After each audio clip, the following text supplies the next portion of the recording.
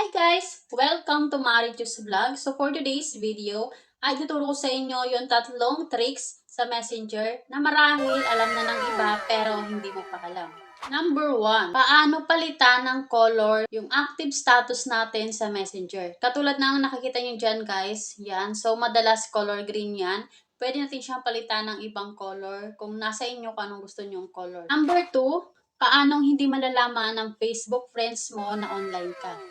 Ang pinaka-the best, yung number 3.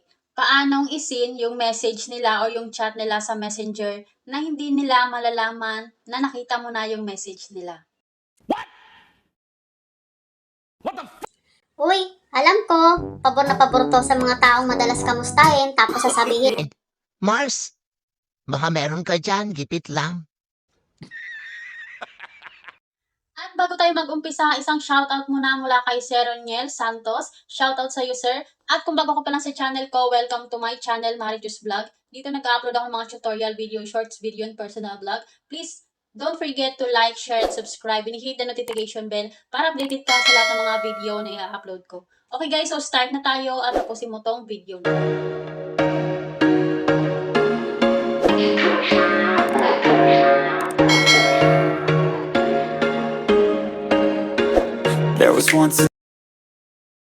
Okay guys, so punta lang tayo sa Messenger.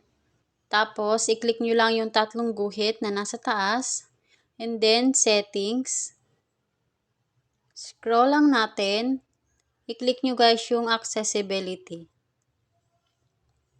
Tapos, i-click nyo yung color filter.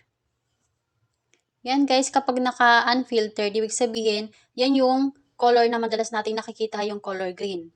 Tapos, pwede kayong pumili ng ibang color katulad nito, blue, yellow, yan, red, green. Tapos, yung isa naman ay green tsaka red. Pero para sa akin guys, mas okay pa rin yung green.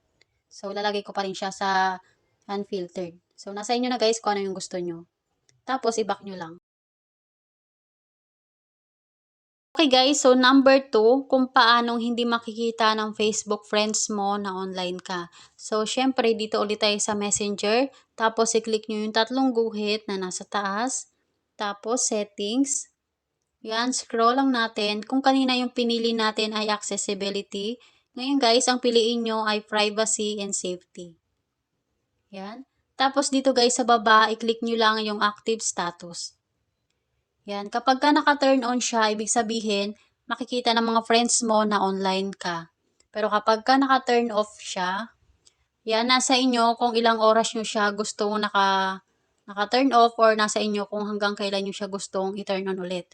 So, ilalagay natin siya sa until I change it. Yan, so, click lang natin tong post. At syempre guys, yung number 3, sa kung paanong hindi malalaman ng ka-chat mo, na nasin mo na yung message nila. So, andito pa rin tayo guys sa my privacy and safety. I-click nyo lang guys yung ready receipt na nasa baba. Tapos, kapag naka-turn on siya, ibig sabihin, malalaman nila or makikita nila na nasin mo yung message niya. Kapag naman naka-turn off siya, ibig sabihin, hindi niya malalaman na nakita mo na yung message nila. Yan guys, so ganun lang. Please don't forget to like, share, and subscribe and hit the notification bell. Thank you guys for watching. See you sa next vlog. Sana nasundan mo tong video na to.